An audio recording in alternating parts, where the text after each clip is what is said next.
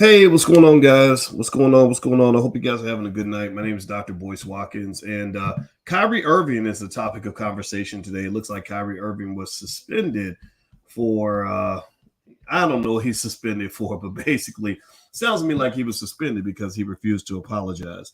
So we're going to talk about Kyrie Irving, the Brooklyn Nets, and why black men are always being asked to apologize to people who should be apologizing to us. So get comfortable, buckle up a seatbelt. We're going to get started on drboystv.com right now.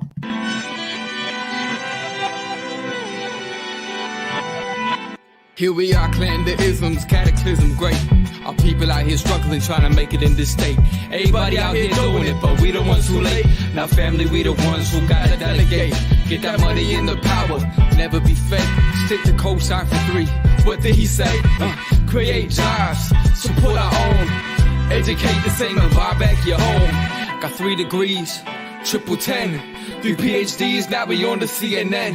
DBTV, let's talk about negligence. Ignorance is bliss, but we can turn it to intelligence. Believe none of what you hear, half of what you see.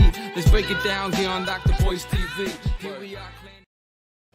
Hey, what's going on, guys? Welcome to drboystv.com, the home for intelligent black people. My name is Dr. Boyce Watkins, and I had to come in live tonight. I came in hot because, man, I'm going to tell you, boy. Woo, buddy. Kyrie Irving. First of all, I want to say that I want to go ahead and expose my position and say that I'm really proud that Kyrie is not apologizing. I'm very happy about that. And I'll tell you why they're asking him to apologize. And I'll even tell you a little bit about who Kyrie Irving is real quick. So first off, I want to say hello to everybody. Welcome to drboystv.com, the home for intelligent black people. And I want to say hi to Maj Christopher, Black Duke, Heavy 100. Shout out your city. Let me know what city you're coming from. Shanacy says this is the equivalent of what's your name, boy, from Roots. Douglas Jones, Ruben Trafont, Zola, how are you? Taser7, what's going on? Hello on Instagram. My Instagram is The Real Boyce Watkins. So let me go ahead and just jump into this. So how many of you, give me a yes or no in the chat. How many of you heard about what happened with Kyrie Irving or know who Kyrie Irving is or know what's going on with him? And for those who are not sure, those who have other things to do other than follow what's going on the internet, Kyrie Irving is a brother that plays for the Brooklyn Nets. He's a really talented point guard. He's very good at what he does. And he has a set of beliefs that belong to him and only him. And he does not only him. Sorry, scratch that. He has independent beliefs that don't necessarily fit into mainstream thinking. He ain't LeBron. LeBron's the guy who checks the Democratic Party box whenever they tell him to do it. He doesn't speak out of turn or out of line very often. He's kind of, unfortunately, LeBron has what I call kind of like that powder puff activism, that activism that's only allowed if it's sanctioned by white people or particularly white liberals. There's no disrespect to LeBron. It all comes down to what level of consciousness you've been exposed to, what level of intelligence you've kind of been raised with. And unfortunately, for a lot of us as black people, we're exposed to and raised by a type of consciousness that says that, if you're a black activist, you're supposed to march and pray and get mad every time there's a police shooting and basically beg white people to go fix the problem and think that voting for the Democrats in every election is going to make things better. But we know that doesn't work. The powder puff activism doesn't work. I'm not making fun of it. I'm just telling you that's just the truth. Radical activism tends to work. I'm not saying that you're wrong if you have different beliefs, but I am going to say that what I like about Kyrie is Kyrie just kind of is a guy who's learned a basic truth about being a black man in America. That basic truth is that you can't spend too much time worrying about what other people think about you. Kyrie understands that you can't win a basketball game by expecting the opponent to cheer for you every time you score a point. Kyrie understands that if you're making real progress, if you're really radical, you're going to ruffle some feathers. You're going to make some people uncomfortable. So Kyrie marches to the beat of his own drummer, and I like it, man. I really do. So if you want to know the lowdown, Kyrie apparently tweeted something. They're asking him to apologize for a tweet. Now, give me a yes or no. Give me a yes or no. How often do you see white people, particularly white people in the Jewish community, being forced to apologize because they shared an article or a video or a link that belonged to somebody who said something stupid? Seriously, I mean, when most of y'all tweet, didn't y'all give me a yes or no? When you tweet something, when you see something and you retweet it, do you go and check to make sure that every single piece of information in that material is authenticated properly and that it's not gonna, present any ideas that differentiate from your core beliefs? No, you don't. It's like, oh yeah, I'll retweet it. I don't care. You made a movie, I'll retweet. You don't do that. You don't do that. So just the mere idea that this black man's being asked, or they're trying to force him to apologize for a tweet, is about the most hilarious shit I've ever heard in my life. It's funny. This really shows you the depth of their racism, because they will have you out here looking like a clown, looking like a punk, apologizing for nothing. Like they want the black man in America. I'm just gonna tell you the truth. They want the black man to be like the kid who gets punched in the face by the bully and apologizes that his face got in the way of the bully's fist. I'm sorry, sir. I got your black eye, you bleeding. I'm sorry for putting my face in front of your fist. That's my fault. I'm gonna try to watch my face, make sure it don't get in the way. And so Kyrie understands something that most people don't get. He understands a basic concept called common sense. Common sense says that even if you don't think that what Kyrie tweeted was right, even if you don't like the documentary, common sense says that you shouldn't spend your life apologizing to people who should be apologizing to you. Now, let me just kind of break this down. Before I do that, do me a favor, hit the thumbs up button. Thumbs up, thumbs up, thumbs up, share, subscribe. We had the All Black National Convention this week, and I have to thank one of the companies that helped make it possible. We have vendors, Black-owned businesses, and Go High Apparel. Go High Apparel was one of the companies that helped us to pull this convention off. So I want to say thank you to Go High Apparel. If you're on Instagram, I hope you look up Go High Apparel and support them, because they support us. Another company is called Extension, EXTE. There's two N's in the word extension. Very clever branding. They are a virtual call center.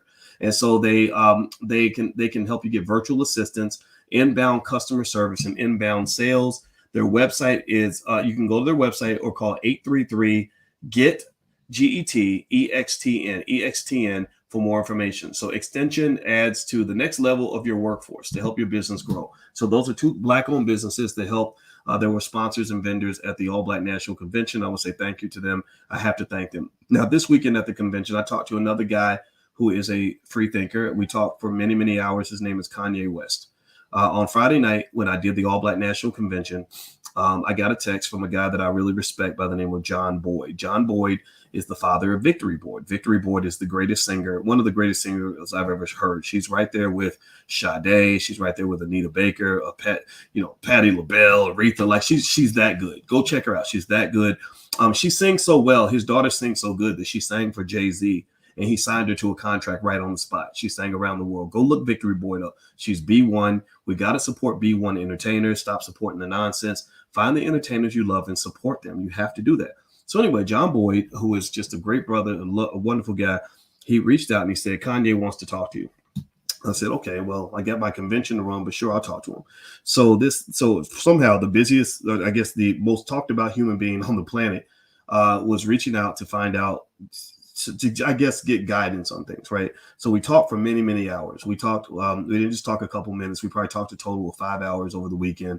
And Kyrie, I think Kyrie called it during that time. And I don't mind sharing this because he actually asked me to share some of this with you. So I'm sharing it with his permission. I don't share private conversations like that, but I'm sharing it because I was really impressed, despite the fact that Ye is a unique individual. His line of thinking isn't something I always understand.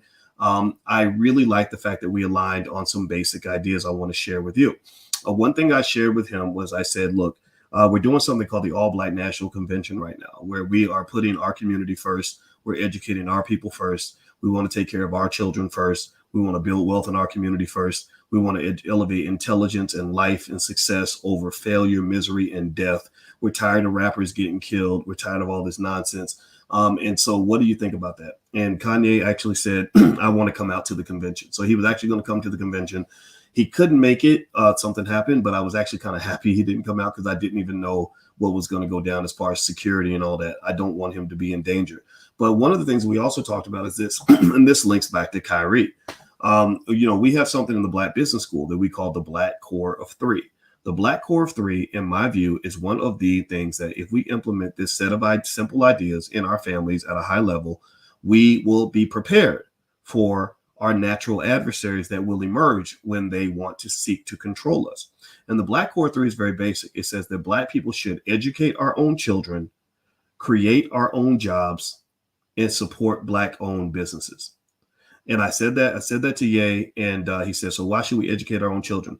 I said, because these public schools poison our kids. They fill their brains up with nonsense. And so they grow up and they become enemies to the Black community. They don't even know it, or they become helpless, or they're incapable of fighting back because they don't understand the truth. You know, the thing is that the reason Kyrie speaks the way he does is because he's been exposed to a special set of ideas that most Black people don't understand.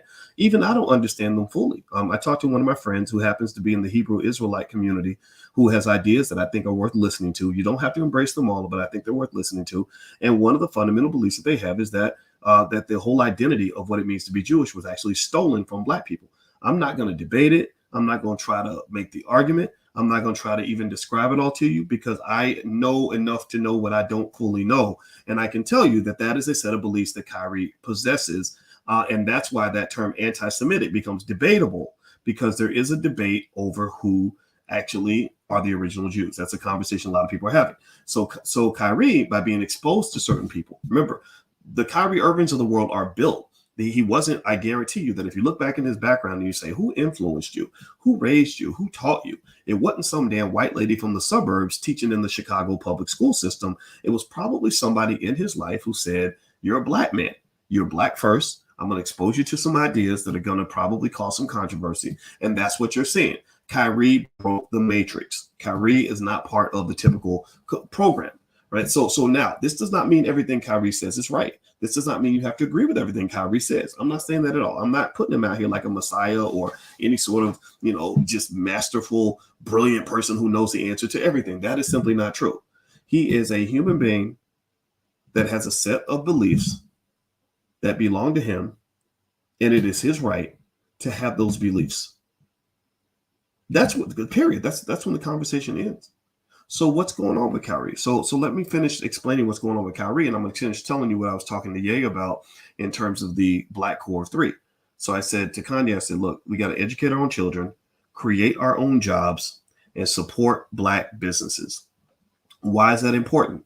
Because if you educate your own kids and don't let the school system poison them, you get more soldiers that are ready to fight the battle. You don't have to fight the battle alone.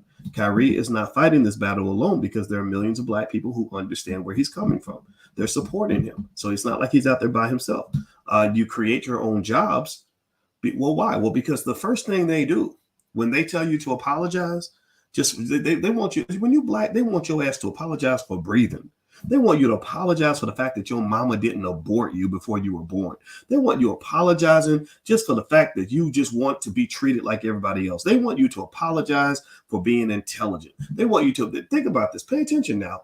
You had a rapper Takeoff from Migos, who just got murdered the other day, and ain't nobody apologizing for the fact that there are people who have spent billions of dollars, billions with a B, promoting death culture to the Black community. Death culture. They literally are promoting genocide. They're promoting genocide. They're promoting the Holocaust. And the Holocaust is happening all around you. Anybody got a relative that's been hooked on drugs, sent to prison over some nonsense, got raped in prison, got murdered in the street? Anybody? How many of y'all? Raise your hand. A whole lot of y'all have. They are promoting this death culture. And I want to ask y'all this. Give me a yes or no. Have any of these people apologized for any of that? Have they apologized once? Have they ever said, we want to apologize to the Black community for the fact that we have engaged in extensive amounts of highly funded anti-Black behavior that has led to the deaths and the incarceration of millions of Black people and the drug addiction, and we're so sorry. We're going to pay $1 trillion in reparations for the damage that we've done to your community. Have they done that? Have they ever apologized? So, no, they haven't. They haven't. So this goes back to the basic idea. Rule number one, Kyrie has something everybody should have, which is common sense. You don't go apologizing to people who should be apologizing to you. Rule number two is you shouldn't have to apologize for a tweet.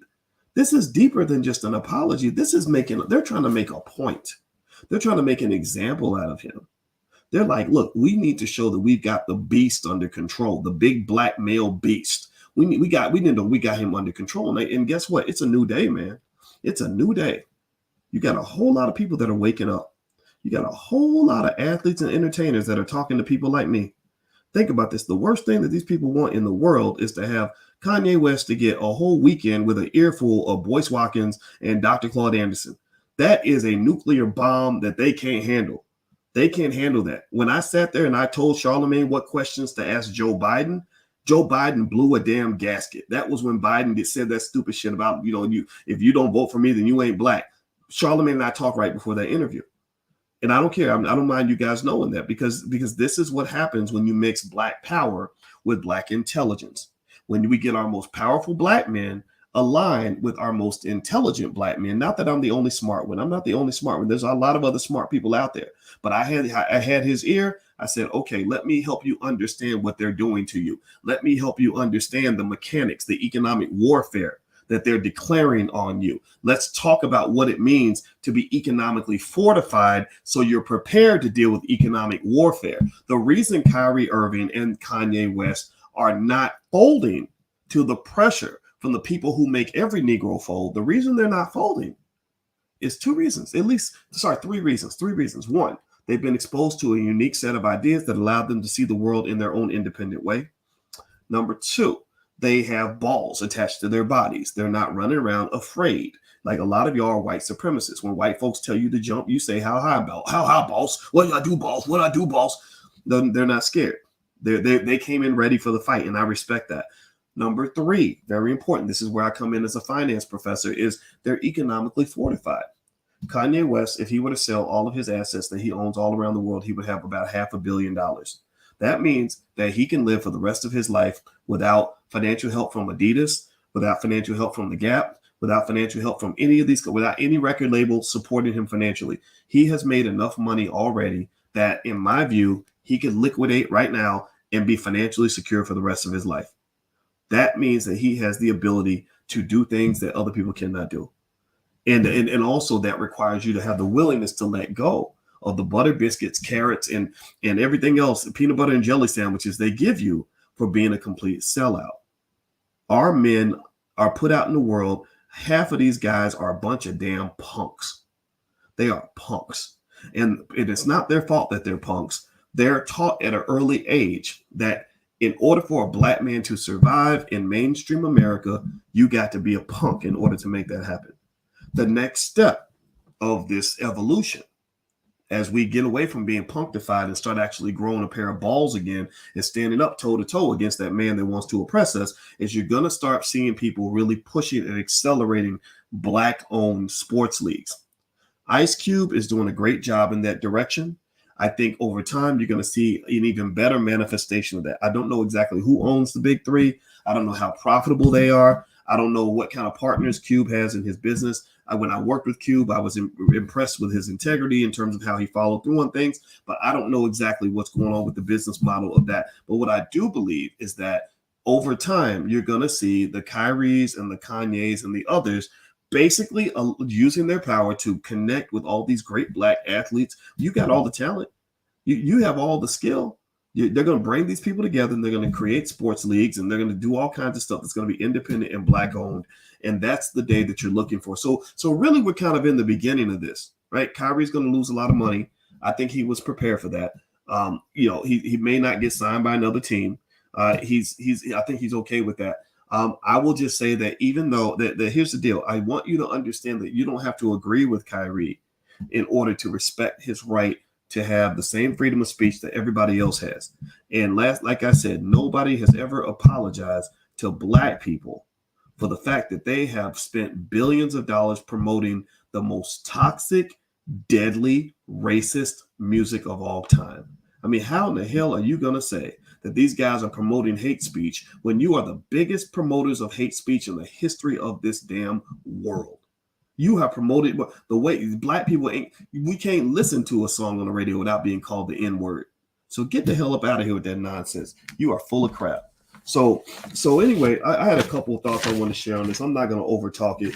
I have to make sure I'm 100% clear. I support what Kyrie's doing. I literally thought I made some notes, but maybe I lost my notes. Let me see. Maybe make sure I cover everything. Sometimes I forget what I want to say. Oh, the other piece I want to point to here is that is that when you're talking about this whole situation with Kyrie, it's interesting because one of the things that they're doing with Kyrie is they're racially profiling him. And let me explain. You know how like if one black man commits a crime, they literally just lock up him and all his friends, and they lock like if you. I had a cousin in college one time who went to he got drunk and went to sleep, and he woke up, and overnight somebody was assaulted. A lady was assaulted. Well, they locked up everybody in the house. Every black man in the house went to jail that day, and so that was just kind of guilt by association. So the idea that they're asking Kyrie to apologize because he retweeted a documentary that he may not have even watched is really, really fascinating. That's guilt by association. That's them saying, not only do you have to apologize for your behavior, you got to apologize for your friend's behavior. We're going to hold you accountable for what your friends did. And again, this is coming from people who won't even take accountability for their own behavior. They have many, many people in their community who own record labels that promote incredibly horrible anti-Black, pro-violence music in our community. They don't apologize for any of that. So this is a power game. This is the point. You're not playing a game that's based on who's right and who's wrong. That don't matter. In the game of power, right and wrong don't matter. Accuracy doesn't matter. All that matters is who can force the other party to do what they want them to do. Right. So I like this. I like watching this because I'm like, this is really good to watch Black men playing power football against people that that are really trying to come after them, right? And it's very interesting to watch this happen in the public sphere. I don't know exactly what's going to happen with Kyrie's career, but I think Kyrie understands all this. I think he's playing chess, not checkers. I hope other guys pay attention.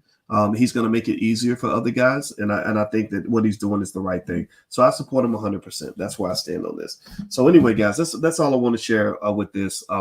I want you to remember this too. Actually, one other point I want to make before we get done is when you raise your kids are going to run into these same battles, especially if you are giving birth to a Black male. Your children every day are going to run into battles when they become adults that are going to be just like this. They're going to have to play power football. So the way you get them ready is make sure they have plenty of assets. You start investing for them when they're little. If you go to boycewatkins.com, I have a link to my $5 a day investing plan. If you invest just $5 a day for your kids, just buy stock and don't sell it. Don't sell it. Just consistently buy stock. By the time they're 20, 25 years old, they'll have hundreds of thousands of dollars in assets. That means they'll be free. They'll be free from the economic chains that cause so many of us to end up living a life of lies when you really need to be living a life of truth. Right? When people are telling you to apologize and you don't even know what you're apologizing for, that means that they basically punked you out. They've done an economic embargo on you, and they're forcing your position.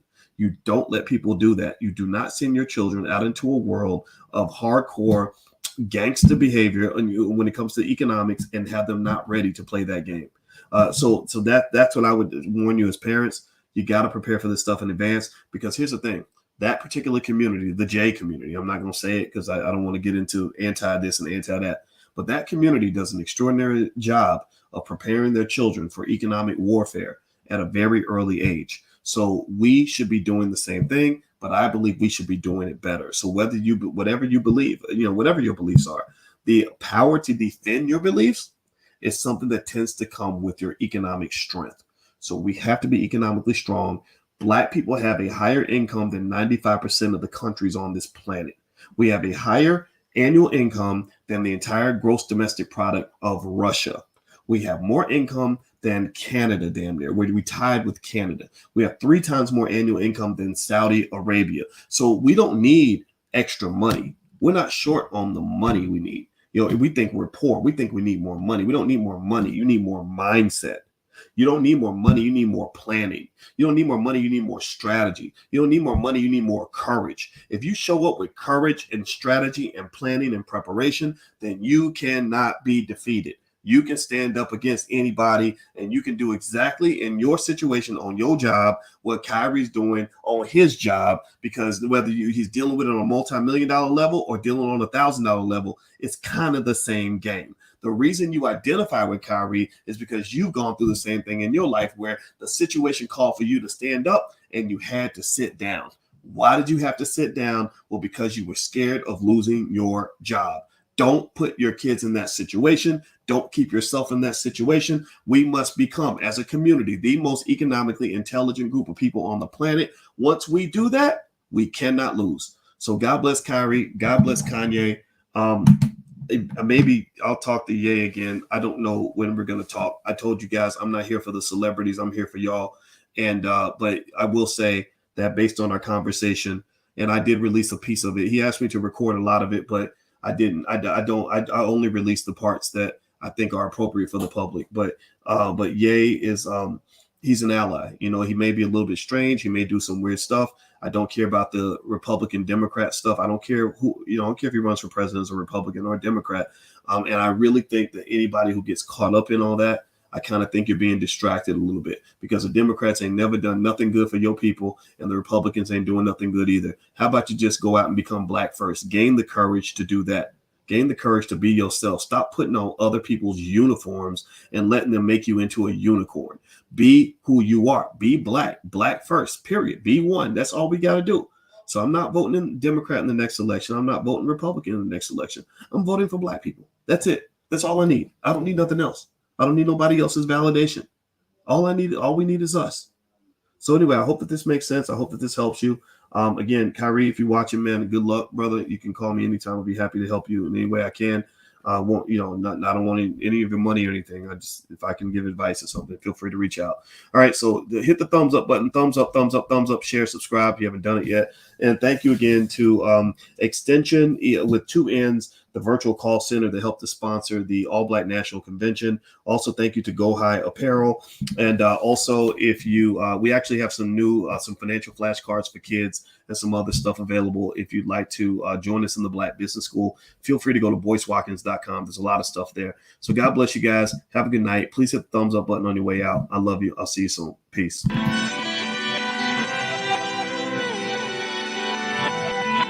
Here we are, clan the isms, cataclysm, great. Our people out here struggling, trying to make it in this state. Everybody out here doing it, but we the ones who late. Now family, we the ones who gotta delegate. Get that money in the power, never be fake. Stick to co-sign for 3. What did he say? Create jobs, support our own. Educate the same and buy back your home. Got 3 degrees, 10, 3 PhDs, now we on the CNN. DBTV, let's talk about negligence. Ignorance is bliss, but we can turn it to intelligence. Believe none of what you hear, half of what you see. Let's break it down here on Dr. Boyce TV.